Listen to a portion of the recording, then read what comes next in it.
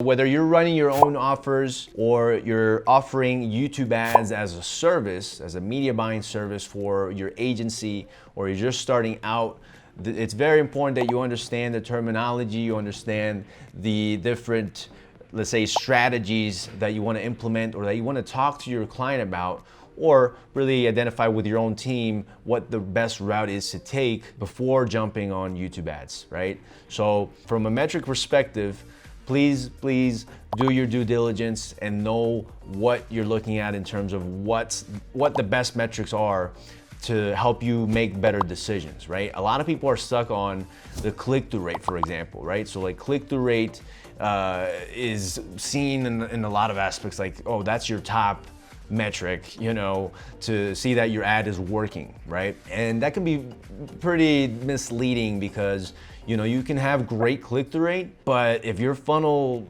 sucks, you know, to say in that way, you're not gonna see results, right? And you're saying, but why are people not buying, or why are people not subscribing or signing up to my offer? Well, there might be something off with your funnel, right? So it's important that you understand that the terminology, right, like such as the CPC, the cost per click, the click-through rates, cost per conversion, you know, cost per acquisition, you know, view rates, you know, there are all these metrics that you understand how to read them properly and not really, you know, give so much weight to, let's say, vanity metrics as much as your ultimate KPI, which in a lot of cases is cost per sale, you know, cost per book call, cost per lead in some instances if you just focus on lead gen. So it's important to understand this terminology, but also the reading aspect of it. How are you reading this data, right? So if you have ads that are, let's say, performing phenomenally from a cost per click perspective, right? And you say you have less than $1 CPC, the click-through rate is over 2%. It seems that you have found a nice, you know, a nice ad or winning ads in your particular account. Now, I don't focus on that. When I have those metrics in place, I now look at later down in the funnel. Okay, what happens after we sell the click? So we're obviously doing a great job at selling the click. So you want to look at it this way. You're selling the click perfectly, but now what happens after the click when they're on the landing page? So this is more of a conversation for you, the entrepreneur, for you, the e-commerce entrepreneur, the business owner, the digital business owner, is are you taking into account what happens when people are drawn to your funnel, they're interested, right? Now, if you take a look at the concept of IDA, which is attention, interest, desire, action, how are you doing with that particular, with those acronyms, that concept of, you know, generating enough attention? So obviously, again, if we're talking about early metrics, when you're just starting out on YouTube, let's say you just have, you know, $5,000 or $10,000 in monthly budget to test, and you want to do it with YouTube ads because you feel that you have a great video, you know, you tested ads on Facebook, on a video site, and it's converting phenomenally for you, but now you want to try this out on YouTube. So things that you want to look at is your cost per click, you know, is it low enough for this to actually even convert well to work, you know? Because if you have like $6, $7 cost per click, and you know, you're trying to get, let's say $10 lead, then it's not gonna work, you know, mathematically it's not gonna make sense for you, right? But if you've somehow managed to, like I mentioned earlier, get $2 click, right, $3 click, or even less than that, and your click-through rates are great, now you have winning ads that you can test across different ad audiences, and from there, you want to analyze and focus more your, let's say, media buying readability towards the end of the funnel, right? The last part of the customer journey. Okay, we're sold the click, now we need to sell that conversion, right? So that is where your funnel comes in. That's where that's gonna do most of your legwork, your offer and funnel, right? So when you look at outside of the YouTube ads or even any traffic source scope, you want to look at the specific funnel offer combination, your messaging, right? And see, okay, what's your opt-in rate? If it's a lead gen funnel, right, for a lead magnet, what's your opt-in rate? If it's less than 10%, less than 15%, you might need to spend more time working on that particular aspect. And I'm talking to you, entrepreneur, business owner, digital entrepreneur.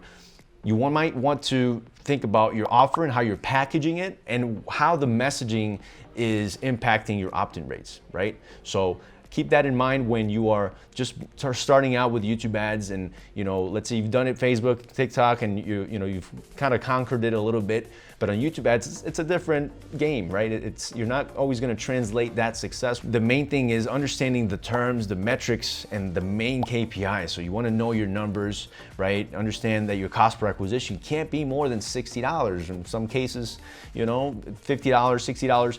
If you're getting leads for, let's say, $10, $20, right? But then your cost per sale is $100, well, then you need to tweak something, right? It's not working. So again, you want to analyze from an ad metric perspective, the CPCs, click-through rates. It's important, yes, but just don't have so much weight on the CTR. Just look at that, but then analyze what's working down in the lower part of the funnel.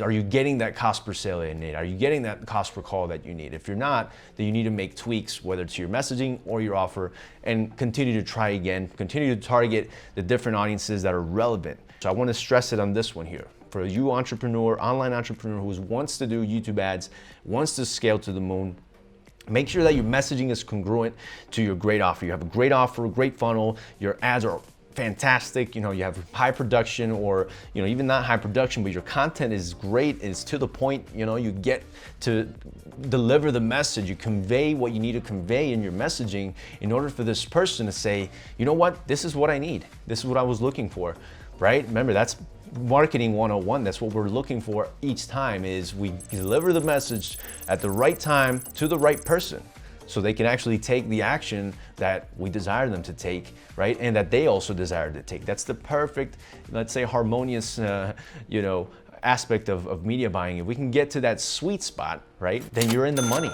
right? And it's just printing money from there and just continue scaling campaigns on that particular dialed in avatar that's working for you.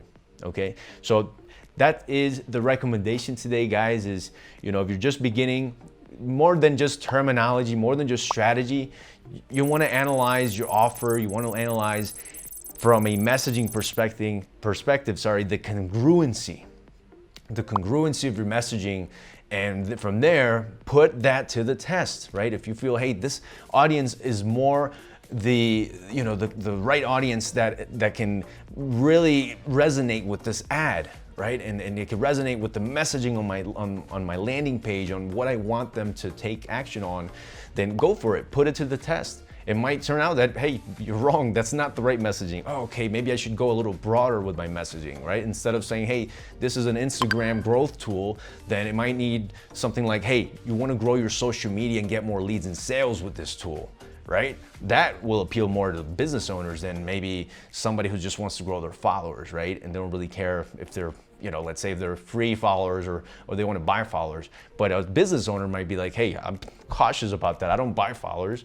I want high quality, engaged followers that can turn into potential customers. Then the second messaging would probably be more adapted to that, right? So again, that's the invitation, guys. If you're just starting out on YouTube, we have plenty of content on our YouTube channel.